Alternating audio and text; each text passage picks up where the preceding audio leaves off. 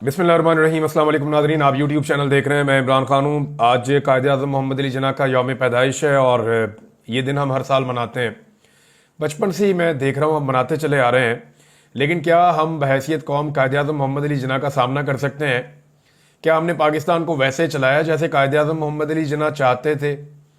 क्या इदारे वैसे काम कर रहे हैं जैसे वो चाहते थे? क्या जिस मकसद के लिए उन्होंने ये मुल्क बनाया, ये मुल्क उसी मकसद के तहत चल रहा है?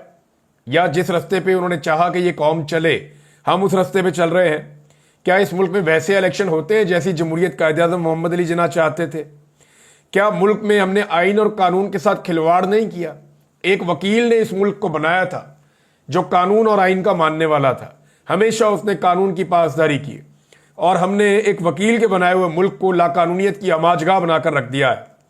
इस मुल्क के जजेस, इस मुल्क के जर्नैल, सहाफ़ी, सियासतदान, ब्यूरोक्रेट, ताजर, बिजनेसमैन कायद-ए-आज़म का सामना कर सकते हैं आज? मुझे तो नहीं लगता कर सकते हैं। कायद-ए-आज़म ने जो कुछ भी कहा, हमने उसका उलट किया इस मुल्क में। अब तक हमने अपने कायद को वो इज्जत नहीं दी जो हमें देनी चाहिए थी। हाँ, हमने कायद-ए-आज़म की तस्वीर को इज्जत दी जो नोट के ऊपर छपी हुई है। कायद-ए-आज़म की उस तस्वीर को, उस नोट को हमने सीने के साथ लगाकर रखा, बल्कि नोटों की गड्डियों को हमने सीने के साथ लगाकर रखा।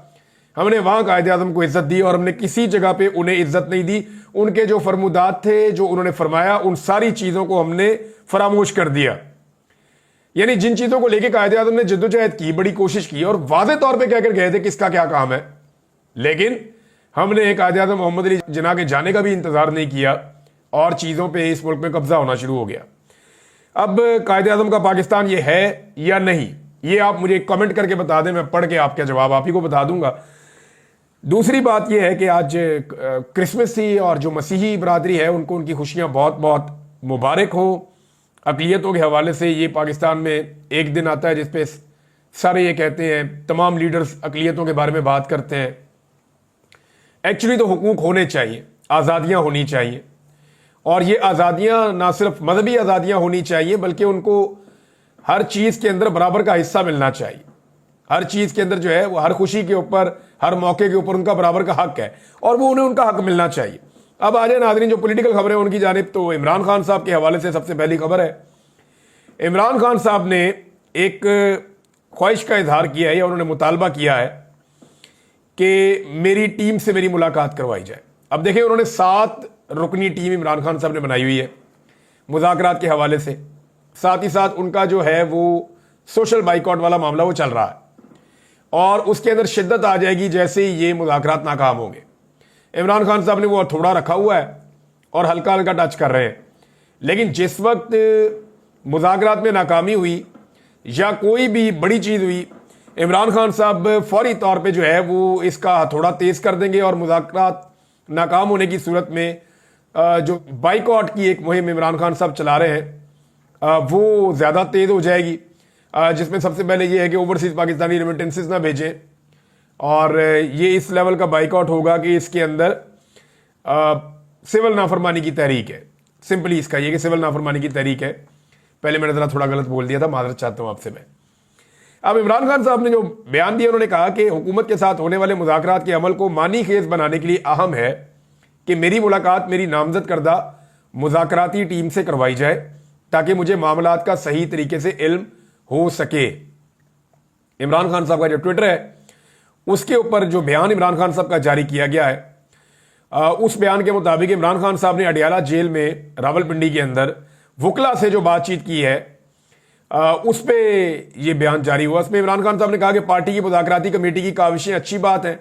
मुज़ाकरात के अमल को मानी खेज बनाने के लिए अहम है कि मेरी मुलाकात मेरी नामजद करदा मुज़ाकराती टीम से करवाई जाए ताकि मुझे मामलात का इल्म हो सके। मैंने साहबजादा हामिद रजा को तहरीक इंसाफ के मुज़ाकराती अमल का तर्जुमान नामजद किया है। इसके पीछे भी एक रीज़न है कि साहबजादा हामिद रजा साहब जो है ना वो लगी लिपटी नहीं रखते। वो बहुत ही स्ट्रेट फॉरवर्ड आदमी है। उन्हें अगर आज अपने रस्ते कहीं इधर उधर करने पड़ेंगे वो कर लेंगे। वो साहबजादा हामिद रजा को मैं जानता हूँ, इनके वालिद साहब को भी मैं कवर करता रहा हूँ माजी में, अल्लाह ताला उन्हें गरीक रहमत करे।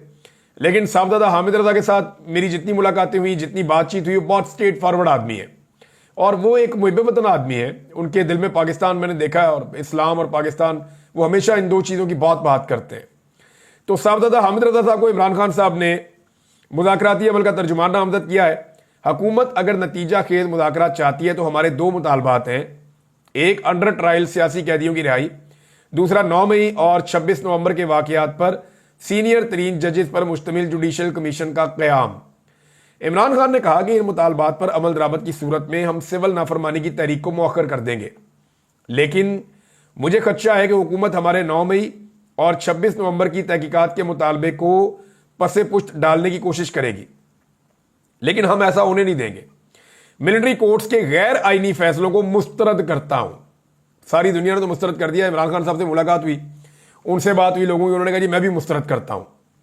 इन फैसलों की वजह से पाकिस्तान की बैनुल अक़वामी दुनिया में बदनामी भी हो रही है और ऐसे गैर इंसानी अमल से मुल्क को माशी पाबंदियों का सामना भी करना पड़ सकता है। यह फैसला देकर आईनी बेंच के चेहरे पर भी तमाचा मारा गया है। इमरान खान ने कहा कि अब तो अदलिया ने भी एतराफ़ किया है कि मुल्क में सियासी इंजीनियरिंग हो रही है, जिसका साफ मतलब है कि तहरीक इंसाफ को कुचला जा रहा है और तहरीक इंसाफ को दबाते दबाते हकीकत में जमहूरियत, अदलिया की आज़ादी और कानून की हुक्मरानी का जनाजा निकाल दिया गया है। कोई मुल्क बैरूनी और अंदरूनी सरमायाकारी के बगैर तरक्की नहीं कर सकता और सरमायाकारी कभी कानून की हुक्मरानी के बगैर आ ही नहीं सकती। लोग पैसे निकालते, लोग कहते हैं मुल्क में कानून ही नहीं है भाई, जो जिसका मर्जी पैसा छीन लेता है, जिसकी लाठी उसकी भैंस, जो दिल करता है जैसे मर्जी करता है, जिसको चुक के अंदर करना अंदर कर देते हैं। वो बेचारे एक बहुत बड़ी कंपनी थी जिनकी वो बोतलें शोतलें बनती थी, उनको पकड़ के अंदर डाल दिया, वो साहब अंदर हो गए, उनका सारा कारोबार तलपट हो गया, पता नहीं किधर है, कुछ समझ ही नहीं आती। उसके बाद एक दो बंदे जो मंजूर नजर हैं, उनकी बोतलों की फैक्ट्रियां बन गई हैं। यानी पाकिस्तान में तो ऐसा लगता है कि सारे इदारे इस काम पे लगे हुए हैं कि पैसा बनाओ, मुछ लो, जो जहां से ले सकते हो वहां से वो ले लो। कोई मुल्क बैरूनी और अंदरूनी सरमायाकारी के बगैर तरक्की नहीं कर सकता और सरमायाकारी कभी कानून की हुक्मरानी के बगैर नहीं आ सकती। ये इमरान खान साहब ने कहा। लोग पाकिस्तान से बाहर सरमाया मुंतकिल कर रहे हैं क्योंकि यहां तो ना अदलिया आज़ाद है और ना ही कानून का कोई एहतराम है। इमरान खान ने कहा कि 26वीं आईनी तरमीम के बाद अदलिया के मुकम्मल तौर पर हाथ पांव काट दिए गए हैं। आईनी बेंच का क़याम और उसके फैसले सुप्रीम कोर्ट को शर्मिंदा करने के मुतरादिफ हैं। अच्छा, इससे पहले इमरान खान साहब ने जेल से मुलाकात के बाद मीडिया से गुफ्तगू करते हुए बैरिस्टर गौहर ने कुछ बातें की थी और उन्होंने ये जो स्टेटमेंट आया, इससे पहले जो उन्होंने बातें की थी, उन्होंने क्या कहा कि इमरान खान चाहते हैं कि मुज़ाकरात के लिए टाइम फ्रेम एक मुकर्रर कर दिया जाए। सिविल नाफरमानी की तहरीक पर उन्होंने कोई बात फिलहाल नहीं की, सिर्फ उन्होंने कहा जी मुज़ाकरात करेंगे, वो तहरीक वैसे ही चलती रहेगी। उन्होंने कहा कि इमरान खान का कहना था कि हमारे 4 लोग कल मुज़ाकराती अमल का हिस्सा नहीं बन सके, जिस पर स्पीकर कौमी असम्बली को पहले ही बता दिया गया था और कमेटी इमरान खान साहब ने बनाई है। मुझ समेत बहुत सारे लोग इसमें शामिल नहीं हैं। हम मुज़ाकरात के अमल पर उम्मीद है, कोशिश करेंगे कि सारे मसाइल का हल ज़रूर निकल आए। इमरान खान पर जितने मुकदमात बने वो सारे सियासी हैं, इन सब में जमानत हो चुकी है। इमरान खान ने कहा था कि एक ही रेफरेंस बचा था जिसका फैसला आइंदा माह होना है। हमें उम्मीद है कि अगर फेयर ट्रायल हुआ तो इमरान खान इसमें भी बरी हो जाएंगे और इन्हें जमानत मिल जाएगी। अच्छा जी, अब इमरान खान साहब के हवाले से ये जो फैसला आने वाला है अलकादर का, एक्चुअली तो एक ट्रैक रिकॉर्ड है कि जो फैसला आना है वो इमरान खान के खिलाफ आना है, लेकिन इस मरतबा हुकूमत के बाद और एस्टेब्लिशमेंट के बाद एक मौका है कि वो अपना रिकॉर्ड सीधा कर लें। यानी वरना उनका रिकॉर्ड बड़ा स्ट्रेट है कि जो भी अदालत जाएगी वहां पे जेल में इमरान खान साहब के खिलाफ ही फैसला देगी, उनके हक में कभी फैसला नहीं देगी।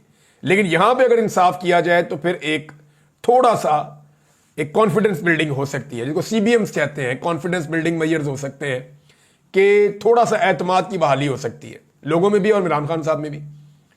लेकिन इस फैसले को जो है वो मौखर कर दिया गया। फैसले को ले गए जानबूझ के उन तारीखों के बाद जिन तारीखों में मुज़ाकरात होने हैं। यानी 2 तारीख को मुज़ाकरात हैं तो फैसले को शिफ्ट कर दिया 6 तारीख को। तो मुज़ाकरात के नतीजे में क्या होगा, उसके नतीजे में फैसला करेंगे कि फैसला क्या करना है। अब आप अंदाजा करेंगे पाकिस्तान में अदालती निज़ाम कैसे चल रहा है। अब यहां एक खबर और है और वो रिचर्ड ग्रेनल के हवाले से है। ये खबर बढ़ती चली जा रही है। देखिए, पहले पाकिस्तान के मीडिया ने इसका मजाक उड़ाया था। पहले बहुत सारे मीडिया के लोग, बहुत सारे सियासतदान, ऐसे लोग जिनको तमगे दिए गए उसने कारकर्दगी के, वो लोग ये कह रहे थे कि ये तो जाली अकाउंट है, ये तो रिचर्ड ग्रेनल है ही नहीं। हमने बताया जनाब कि ये, और सारा पाकिस्तान बता रहा था कि जनाब इसको तो डोनाल्ड ट्रंप भी इसी अकाउंट को जो है वो मेंशन करता है। तो भाई ये मौजूद है तो है ना, लेकिन कोई मान ही नहीं रहा था, कोई यकीन ही नहीं कर रहा था। लोग कोई इधर की कहानी कोई उधर की कहानी। अब उसके अपने इंटरव्यूज भी आना शुरू हो गए हैं और इंटरव्यूज के अंदर जो उसने कहा वो बड़ी क्लैरिटी के साथ इमरान खान की सपोर्ट की है रिचर्ड ग्रेनल ने। यानी अमेरिकन को इतनी पाकिस्तान में दिलचस्पी क्या हो गई या इतनी ज्यादा उनकी तवज्जो यहां पाकिस्तान में क्यों आ गई? इसके दो मतलब हैं।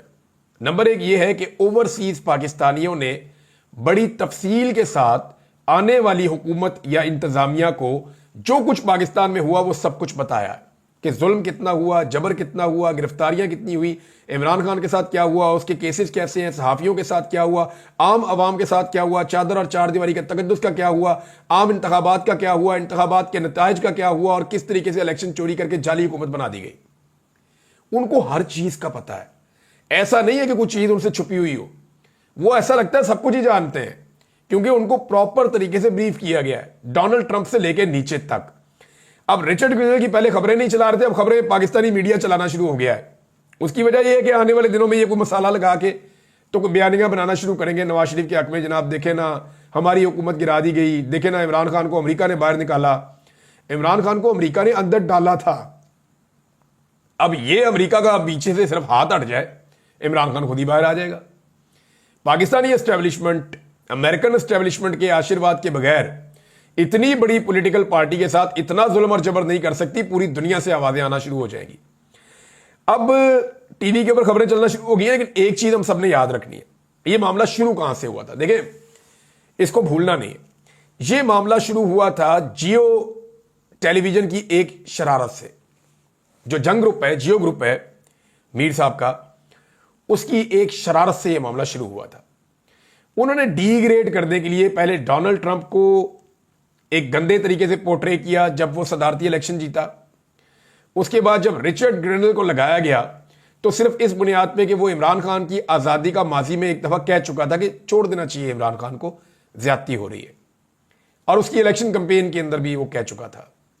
अब मामला यह है कि यही रिचर्ड ग्रेनल जो है, ये जैसे ही इसको ओहदा ट्रंप ने दिया तो जियो ने अपना बुग्स दिखाते हुए इमरान खान साहब से इसके खिलाफ हतक आमेज खबरें छापना शुरू कर दी। वहां से यह मामला शुरू हुआ। जियो की एक शरारत और एक बेवकूफी से यह मामला शुरू हुआ था और अब यह बयानियां बनाने की कोशिश करेंगे, लेकिन बयानियां बनना नहीं है। कम से कम ये जो अगला इलेक्शन आ रहा है ना, चाहे वो 4 महीने में आए, चाहे वो 6 महीने में आए, चाहे वो 1 साल में आए, जो अगला इलेक्शन आ रहा है, चाहे वो 2025 में आए, 2026 में आए, उस इलेक्शन में जो मौजूदा रजीम है या जो हुकूमत इस वक्त बनी हुई है मुख्तलिफ पॉलिटिकल पार्टीज की, इसके पास मार्जिन नहीं है कि ये इलेक्शन जीत सके। ये बात बड़ी लाउड एंड क्लियर है और मैं आपको बता रहा हूं क्योंकि ये इलेक्शन अब इमरान खान साहब का जो मर्जी कर लें। पिछला इलेक्शन इमरान खान का था, अगर उन्हें दे देते तो हो सकता है कि अगले इलेक्शन में फिर कोई थोड़ा सा बाकी पॉलिटिकल पार्टी ऊपर आ जाती, लेकिन इमरान खान साहब से इलेक्शन छीन कर अगला इलेक्शन जो है वो इमरान खान साहब की झोली में डाल दिया गया पूरी तरह से। अब जब भी इलेक्शन होगा इमरान खान साहब 100% इलेक्शन जीत जाएंगे। ये जनाब ये मामला है। अच्छा, इसमें एक राणा सनाउल्लाह साहब ने स्टेटमेंट दिया, ये मैं जरूर यहां पे डिस्कस करना चाहूंगा क्योंकि रिचर्ड ने जो स्टेटमेंट दिया वो मैं आपको बाद में बताता हूं, कुछ और चीजें वो बाद में बताता हूं, कुछ स्टेटमेंट्स और भी हैं वो भी बताता हूं, लेकिन जरा ये आप देख लें कि इमरान खान की रिहाई के लिए राणा सनाउल्लाह साहब ने एक बड़ी अजीब बात की। उन्होंने कहा जी फिर आफिया सिद्दीकी को छोड़ दें अमेरिकन तो हम इमरान खान को फिर इसी तरह अदला बदला होगा। तो देखें, इमरान खान पाकिस्तानी है, वो पाकिस्तान का साबिक वजीर आजम है, वो बेगुनाह पाकिस्तान में कैद है। आफिया सिद्दीकी वो भी यहां हमारी बेटी है पाकिस्तान की, और वो बेगुनाह अमेरिका में कैद है। हमारा तो मौक़िफ़ यही है ना कि बेगुनाह कैद है, अमेरिकन ने अपने मुकदमे बनाए हुए। हमारे यहां पे जो लोग कहते हैं, जो हम लोग कहते हैं, वो कहते हैं बेगुनाह कैद है, या अगर गुनाह था भी तो इतना लंबा तो नहीं था जितना उसको रख लिया अंदर। तो अब मामला यह है कि इमरान खान और आफिया सिद्दीकी का अदला बदला कैसे हो सकता है? क्या इमरान खान को अमेरिका के हवाले करने लगे आप कि जनाब आप वो हमारे हवाले कर दें, ये हम आपके हवाले कर देते हैं, क्या ये करने लगे? ये तो नहीं हो सकता। ये सौदा पता कब करना था? जब मैंने ये कहा था, और मैंने ये पता कब कहा था? जब इन्होंने रेमंड डेविस को पकड़ा था। रेमंड डेविस को जब पकड़ा गया था, जब लाहौर में उसने कत्लेआम किया, उसको गिरफ्तार कर लिया गया, और रेमंड डेविस को जब अमेरिका ने मांगा तो पाकिस्तान की पूरी एस्टेब्लिशमेंट, पाकिस्तान की एजेंसियां, पाकिस्तान की हुकूमत, स्पेशली उस वक्त शहबाज हुकूमत थी पंजाब में, शहबाज शरीफ, नवाज शरीफ और राणा सनाउल्लाह गालिबन वजीर कानून थे, इन सारों ने कमर कस ली थी कि कुछ भी हो जाए हमने हर हाल में रेमंड डेविस को वापस अमेरिका के हवाले करना है। खून बहा जो दिया गया था ना, वो भी रेमंड डेविस का कोई अमेरिका ने नहीं दिया था। वो यहां शुगर मिलों से पता नहीं कहां से इन्होंने पैसा अरेंज करके खून बहा उसके रिश्तेदारों को दिया था। वो सारा खानदान ही तबाह हो गया उन पैसों की वजह से। उन्होंने जो सौदा किया, वो ना भी करते तो रेमंड डेविस चला जाता। वो मौका था, तब मैंने ये बात की थी तो ये लोग मजाक उड़ा रहे थे, ये कहते थे ये क्या बात कर रहे हो। मैं उस वक्त कह रहा था और बहुत सारे और लोग भी कह रहे थे कि अगर सौदा करना है तो अब करो। उन्हें को आपके रेमंड डेविस ने यहां दहशतगर्दी की है, यहां जुर्म किया पाकिस्तान में, इसको कोई किसी किस्म की डिप्लोमेटिक इम्यूनिटी नहीं है, ब्लैक वाटर का आदमी है, ये बंदा हम आपको दे देते हैं। उसी रेमंड डेविस ने जाके अमेरिका में जुर्म किया, गिरफ्तार हो गया। वहां उसको किसी ने नहीं छुड़वाया, यहां से वो छुड़वा कर ले गए। शाह महमूद कुरैशी साहब ने उस मामले के ऊपर बड़ा रोला डाला था और यही एक वजह बनी थी जब उन्होंने पाकिस्तान पीपल्स पार्टी से अलहदगी कर ली थी। तो पीपल्स पार्टी में और नून लीग में मुकाबला चल रहा था कि ज्यादा बेहतर अंदाज में रेमंड डेविस को छोड़ने में किसका किरदार होगा, और एस्टेब्लिशमेंट जो है वो इन दोनों को डील कर रही थी। जैसे खसूसी तैयारे में उसको पहुंचाया गया। तो अब मामला यह है कि रेमंड डेविस के बदले करना था ना ये राणा साहब आपने, उस दौर में तो आप मौजूद थे, पंजाब में जुर्म हुआ था, पंजाब में आप मौजूद थे, तो रेमंड डेविस के बदले में आपने किया नहीं। अब आप कहते हैं इमरान खान के बदले में, या तो कोई अमेरिकन अमेरिका में गिरफ्तार हुआ हो तो आप ये मुतालबा करें कि अमेरिका में फलां अमेरिकन गिरफ्तार हुआ है, या मिसाल के तौर पे डोनाल्ड ट्रंप अमेरिका में गिरफ्तार होता और मुतालबा किया जाता या जो बाइडन अमेरिका में गिरफ्तार हो जाए, तो फिर आप मुतालबा करें जी आप जो बाइडन को छोड़ दें, हम इमरान खान को छोड़ देते हैं, फिर तो चलो बात समझ आती है, अगर जो बाइडन बेगुनाह बन दे तो ये अजीबोगरीब बातें करके आप चीज़ों को इधर से उधर नहीं कर सकते। कुछ खबरें और नाज़रीन आपको देनी है, लेकिन पहले इतना ये रिचर्ड ग्रेनल ने क्या कहा। उन्होंने कहा कि पाकिस्तान के साबिक वज़ीर आज़म इमरान खान को जेल से रिहा किया जाना चाहिए। और टीवी को इंटरव्यू वो दे रहे थे, अमेरिकन टीवी को, उन्होंने कहा कि बानी पीटीआई को रिहा किया जाए। ये मैं दबे लफ्ज़ों में नहीं कह रहा, मैं खुलकर कह रहा हूं कि इमरान खान को रिहा किया जाए। उन्होंने कहा कि अक्लो फहम रखने वाले गैर रवायती जो सियासतदान हैं इमरान खान साहब हैं, और वो एक बड़े शानदार क्रिकेटर भी हैं, वो कैप्टन भी रहे हैं, फिर वो जो बात करते हैं वो कॉमन सेंस से बात करते हैं इमरान खान साहब। नॉर्मली हमारे जो लीडर थे उनमें कॉमन सेंस नहीं होती। तो डोनाल्ड ट्रंप भी एक बड़ा जहीन आदमी अपने तरीके से चलता है, तो इमरान खान साहब जो है उनमें भी जहानत है। तो इमरान खान साहब अपने मुंह से कई मरतबा कहते थे कि इनको वेस्ट को कैसे कंट्रोल करना है, इनसे कैसे बात करनी है, ये मुझे पता है।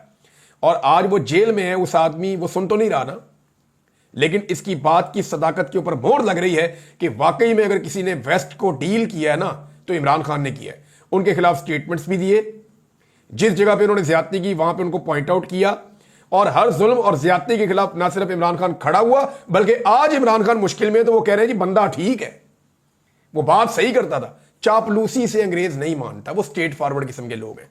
तो इमरान खान ने उनको बेहतर डील किया। रिचर्ड ने कहा कि इमरान खान पर सदर ट्रंप की तरह के करप्शन के बहुत सारे झूठे इल्जामात हैं। इमरान खान को भी पाकिस्तान की हुक्मरान जमात ने जेल में डाला है।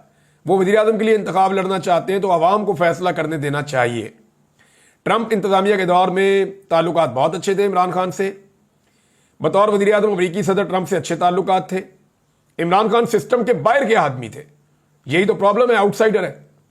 मैं पहले कई दफा कह चुका हूं कि इमरान खान एलियन है इस सिस्टम के लिए, और सिस्टम इमरान खान को हजम नहीं कर पा रहा, और इमरान खान सिस्टम को ठीक करना चाह रहे हैं। उन्होंने कहा ट्रंप से अच्छे ताल्लुकात थे और रवायती सियासतदान नहीं है, इसलिए वो बड़ी साफ बात करते हैं। उन्होंने कहा कि जी जो बाइडन इंतजामिया ने गुज़िश्ता 4 साल जो कुछ नज़रअंदाज किया है और कोई पेशरफ्त नहीं की है, अब जाते जाते वो ऐसा दिखाना चाह रही है जो बाइडन इंतजामिया जैसे उन्हें बहुत परवाह है। इसको हमारी जुबान में कहते हैं गोगलुओं से मट्टी झाड़ना। वो अब गोगलुओं से मट्टी झाड़ना चाह रहे हैं, लेकिन कोई पेशरफ्त उन्होंने नहीं की। नाउ इट्स टू लेट, ये बात वो पहले भी कह चुके हैं। एक ट्वीट नाजरीन और आया है, वो मैं आपके साथ शेयर कर देता हूं। ये क्लॉडिया वेब, ये बरतानवी रुकन है पार्लियामेंट की, उन्होंने इमरान खान को रिहा करने का मुतालबा किया। उन्होंने कहा कि इमरान खान की मुसलसल कैद हमें इस बात की याद दिलाती है कि इक़्तिदार हमेशा सच्चाई से डरता है। उन्होंने मजीद कहा कि इमरान खान की कैद की कोई कानूनी बुनियाद नहीं है और यह बैनुल अक़वामी कवानीन और पाकिस्तानी अवाम के जमहूरी हुकूक की खिलाफ वर्जी है।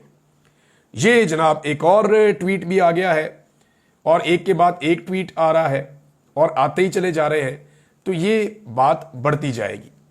इससे पहले आपको याद होगा अक़वाम मुत्तहिदा ने बाकायदा ये कह दिया था अपनी इन्वेस्टिगेशंस करके कि इमरान खान के ऊपर जो मुकदमा है वो सियासी नौयत के और ये जुल्म और ज्यादती हो रही, और उन्होंने पहले ही कहा था कि इमरान खान को रिहा किया जाए। बाकी जो मुल्क बीच में आ रहे हैं या सियासतदान बीच में आ रहे हैं वो तो अब आ रहे हैं। नाज़रीन, अब तक के लिए इतने, अपना ख्याल रखिएगा, अपने चैनल का भी अल्लाह हाफ़िज़।